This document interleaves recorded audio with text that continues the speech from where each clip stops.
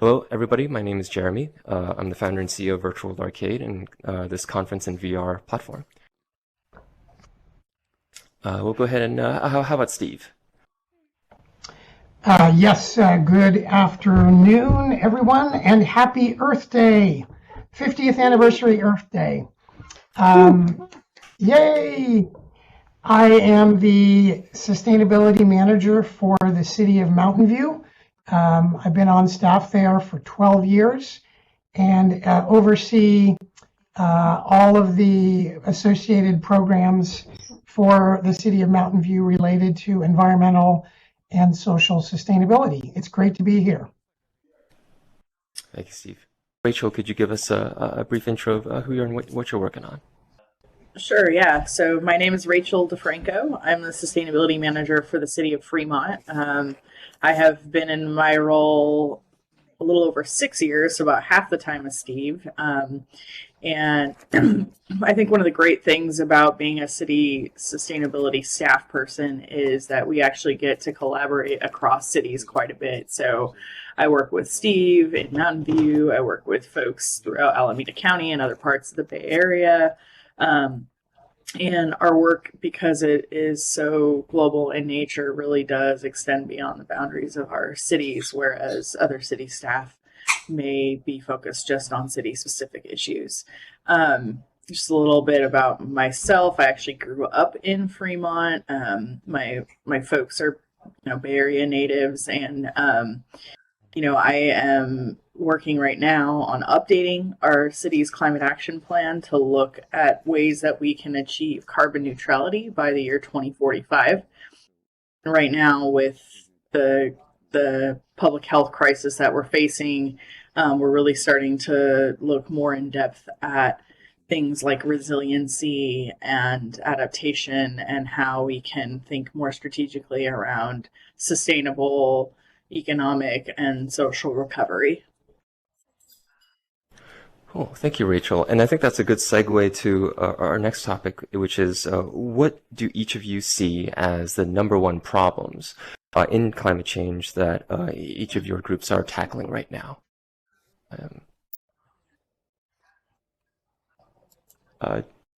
Rachel, do you want to start with that one? Sure. I mean, I think, our perspective on this and the response that I would give, now compared to a couple months ago is probably a little different, considering that we are all, our lives are completely changed and we're all working in a virtual space. And one of the interesting things about COVID that we're seeing is because of changes in the way people get around and do business, we're seeing a lot of elements of the environment actually recovering or, we're seeing air quality getting cleaner. We see dolphins in the rivers in Venice. There's a lot of interesting effects that are taking place very quickly and rapidly around us.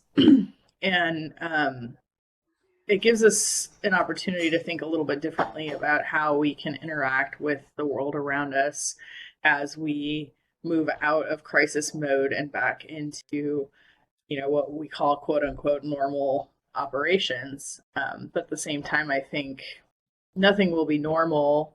Any large event that happens like this changes the way that we approach our lives moving forward. So now it's really a key opportunity for us to think about how we might do things a little bit differently and use this moment to shift or pivot into a future that does think about resiliency in a different fashion. Rachel, you brought up a very interesting point about COVID-19 and its impact on climate, or really lack thereof of human impact on climate. I want to follow up on that point in just a second, but Steve, do you have anything to add on in terms of high priority problems that you're tackling in your office? Sure, and I want to just acknowledge and appreciate what Rachel just said about the way in which sustainability has shifted in a not inconsequential way in the last, 30 to 45 days.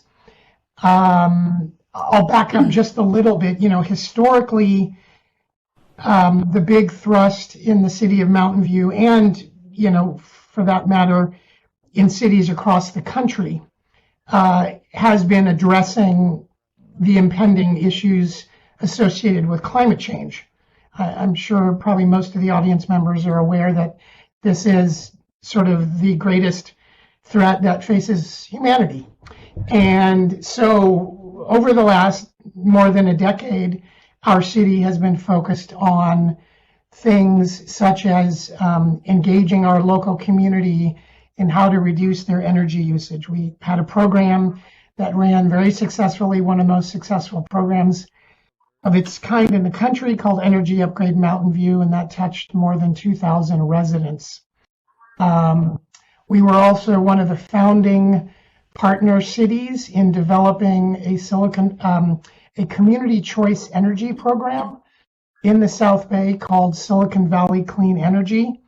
And that's one of dozens of community choice energy programs popping up throughout the state, and is really fundamentally revolutionizing the California energy market toward providing 100% carbon-free electricity to all of a city's customers. As Rachel mentioned, we also have a 2045 carbon neutrality goal, which our city council just actually passed last night. So now we've officially adopted a resolution to become carbon neutral by 2045. Late last year, we also enacted an ordinance in our community that requires all new construction in the city of Mountain View to not contain any natural gas. So we basically forbid any natural gas in all new construction. And then the last thing I'd mention before pivoting over to sort of the new normalcy is we have dozens of infrastructure improvements underway in the city to enable residents to get around by foot or bicycle or other non-automobile mode to make it safer and easier for our residents to move around without taking their vehicles out of their garages. So historically, those have been some of the major programs around energy, transportation, et cetera, that we've been focused on. But again, amplifying what Rachel said, we are really fast moving into a mode of looking more broadly at what sustainability means to our community. We do have plans to develop a very robust adaptation and resiliency plan, and COVID-19 provides a new lens for looking at that. And I think one of the most important things for everyone in the audience to know, if you don't know this already, is that there is strong evidence to suggest that COVID-19 is directly attributable to the impacts of climate change, environmental destruction, and the fact that humans and animals are living in closer proximity with each other due to human destruction of the natural environment. And so one can fairly safely say that the pandemic like COVID-19 is directly related to our destruction of the natural environment. And so as we move forward, I believe that this will become a cornerstone of approaches that all cities are taking when looking at sustainability more broadly. Thank you, Steve, and thank you for covering that part about COVID. Do we have Josh now? Yeah, wearing a number of hats. I on the board of Menlo Spark, and Menlo Spark has been our effort to net zero energy in Menlo Park. And I'll talk more about that and some of the things that we've done, including passing the first fossil fuel free buildings REACH code. After Berkeley just completely banned natural gas, we did the first fossil fuel free building REACH code, and some of the other work that we've done with some of the strongest electric vehicle infrastructure laws and such. I've also been involved nationally for many years on this issue, and I was a founder of Clean Tech for Obama. And actually, later today, we've got a call kicking off clean energy for Biden, which is an effort to rally communities nationally around this issue. And I did want to take a moment. I apologize if this has been said, but what we're seeing now is that we have proven that we have the capability to address climate change. And whereas in COVID, we're reacting and trying to save things, we've now seen that we can have clear air, cleaner air, even more clean than we thought, and eliminate congestion. Now the question is, can we do that and have that transformation way with fighting climate change that will actually be positive? So I think it's a really interesting moment for a whole bunch of reasons. And I'm excited to be involved at the national level. At the state level, I'm running for the state Senate. I'll be facing off with a Republican in District 13 in the Peninsula. So I'm looking forward to working on the state level, and then excited to keep working on the city level as well. Cool. Thank you, Josh. And our next question is, we want to dive a little deeper into the actual projects.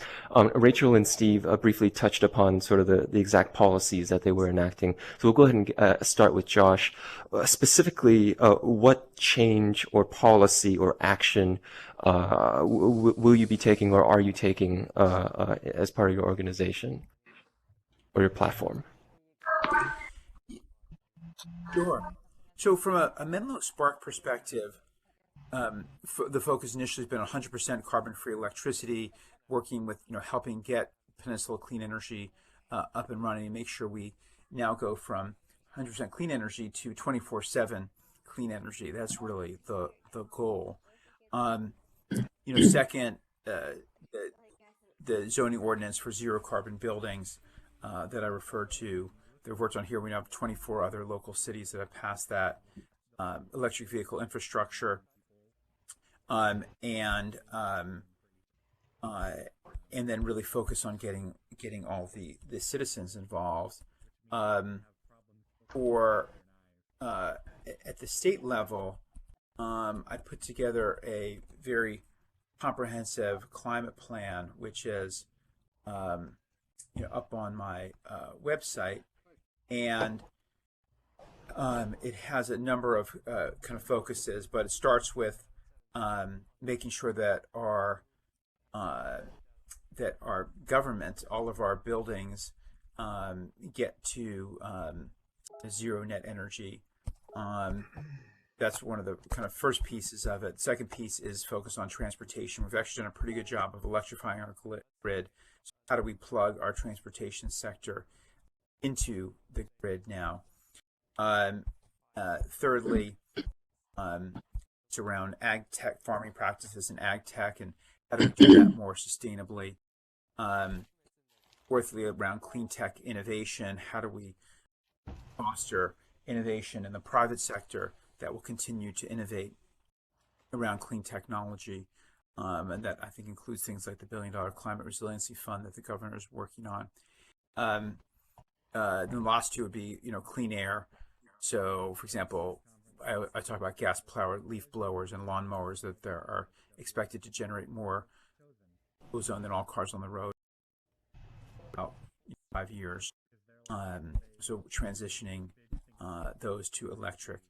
And then, lastly, doing it in a context of the post-COVID world that actually leads to economic development and economic growth and sustainability, creating green new jobs. So those are the things that I'm focused on. Mm-hmm. Okay, thank you, Josh. And so we've sort of been able to talk about so far the types of things that we're doing, the policies that were just enacted last night, the plan to get to Rachel, could you remind me again which year it was, the net zero? We are targeting achieving net zero carbon by the year 2045. 2045. And it sounds like each city has, at least here, has something similar to that. So what is, I want to sort of go down the line here for sort of a final question. What is your vision of climate change action what is your call to action for the folks in our community here, folks in other communities, other people working in government and elected officials? What is your call to action, and how can people here listening to you support you? We can start with Steve. Thanks for the question, Jeremy. In terms of how people can support what we're doing and take action, a few things, but overarching, it's critical, and I'm going to sort of amplify something I said earlier. It's critical for us as individuals to begin to hold our elected officials accountable for addressing the challenges that we face as a global society. COVID is a global pandemic, and everyone around the world has been impacted by this. And historically, people tend to think in silos and tend to think about just their own little small paradigm. But fundamentally, I think those days are over. And so not only is it critical for each of us to take very concrete actions in our own lives, for example, to reduce our own personal carbon footprint. So that's number one. But number two, hold our local city officials accountable for driving the changes that need to happen at the city level through policies and ordinances. Hold those officials accountable for making those adjustments in policy and program, investments in those policies and programs and infrastructure, in order that cities can lead the charge to sort of a new way of operating in the world, a new MO. Cities historically actually have been leading the charge around the world to address climate change, and I only see that increasing. But cities will only continue to do this if their residents and businesses continue to apply pressure to the city government and let them know that it's important. Obviously, everyone keeping engaged on the topic and educated about what's going on. For example, the connection between COVID and climate change, that's important. But really the call to action, in my opinion, is taking personal responsibility in your own life and assessing what each individual can do, and then holding elected officials and our national leaders, I should probably mention that as well, but also holding our national leaders accountable through voting the right people into office that will take this seriously and avoid, real problems, significant problems in the future that may be beyond our control. Thank you, Steve. And what about you, Josh? A call to action, how can people support the climate work that you're doing? Well, I'd say, there's never been a more important time. We're also, I don't know if I mentioned earlier, it's about a 400-year drought, one every 400 years drought that we're in right now. So it's going to really be critical for all of us to keep the focus on climate change coming out of this. And I think it's great this is a city panel because there's so much we can do. That there's actually a greater population in cities under 50,000 across the country than in large cities across the country. So, and it's actually a greater percent of carbon emissions. So there's so much we can do at the city level. We obviously have to all vote at the national level, consider joining Clean Energy for Biden. And if you want to help my efforts at the state level, please reach out to me. You can see my website, joshbecker2020.com. You can sign up there to be part of our list. I really am running to be the progressive climate change leader, certainly one of them in the state Senate, and I'm really excited to be doing that. And I want to thank you all for doing this. Sorry I had issues earlier. It's fun to not be on a Zoom and have to worry about how I look after not cutting my hair for 3 months and such. But it's a really neat thing. You look great. And we'll have all of our speakers and attendees' websites on our contacts list that we shared as well. So we'll be able to see everybody's website. And lastly, Rachel, your call to action and how can people find out more and support the work that you're doing? Yeah, I mean, so at the individual level, I think there's a couple big actions that folks can take. And of course, some people are going to have more disposable income and decision-making power than others. And so some of these choices are a little bit more challenging. Both Steve and Josh mentioned community choice energy programs, and I think that that's really important to focus on, because if, as a local resident, you do not own your home, you're a renter, you're in an apartment building, or you just don't have good solar access, you can still get renewable energy through a community choice energy provider. And you can choose to opt up and pay just a slight premium on your electricity to know that your electricity is coming from 100% renewable local sources of solar and wind in California. So I think that's one big step that folks can take. Even if it's just, an extra cent per kilowatt hour to opt up, that money is then supporting future renewable energy development right here in California. I think another big thing is to think about, the ways in which, as an individual, you can taper off of fossil fuels. So whether it's your vehicle choice when you purchase or lease a new vehicle, or taking public transit, walking and biking more often. I think right now this crisis is getting people out in nature more, getting people to walk around their neighborhoods and actually, think about recreation in the form of bike riding. There are ways to get around, and we're seeing, local air pollution clear up significantly. There's not traffic on the roads right now. This is, the ideal situation that we'd all love to live in. When the economy comes back to normal, there will be a ton of cars back on the highways, and it will be a parking lot again. So as an individual, you can think about your options for helping to reduce that, whether it's taking public transit. I think a lot of employers are also going to start to think a little bit differently about virtual work. And so maybe we'll be able to have more virtual work happening on a regular basis, which should also, help reduce traffic. But with that, the air pollution and GHG emissions associated with that. Another big thing is air travel. The airline industry obviously is hurting significantly right now. At the same time, GHG emissions have gone down significantly because of the reduction in the number of planes that are in the air right now. And we're able to connect in virtual spaces like this in a way that were possible before, but we didn't go to as the preliminary option, because there is a value to having a person-to-person time, but not for everything. We can do a lot of work virtually. We live in a globalized world, and we have a lot of technology at our fingertips, especially right here in Silicon Valley.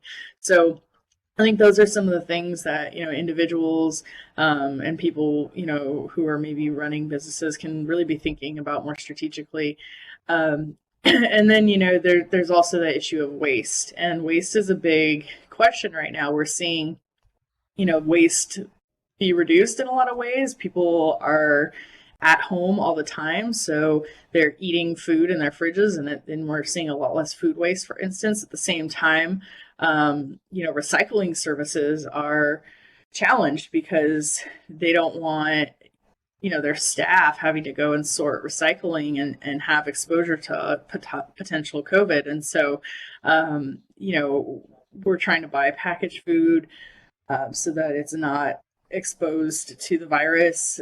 We are not able to bring in our own bags to the grocery stores. So there's this ebb and flow or kind of trade-off of things that are getting better and some things that are getting worse in terms of our waste and our plastic problem. And so, I challenge folks in this space to think a little bit differently about your waste, since all of the waste that you're generating right now is at home, and you're seeing that waste accumulate at home, and it's not out at restaurants or at work.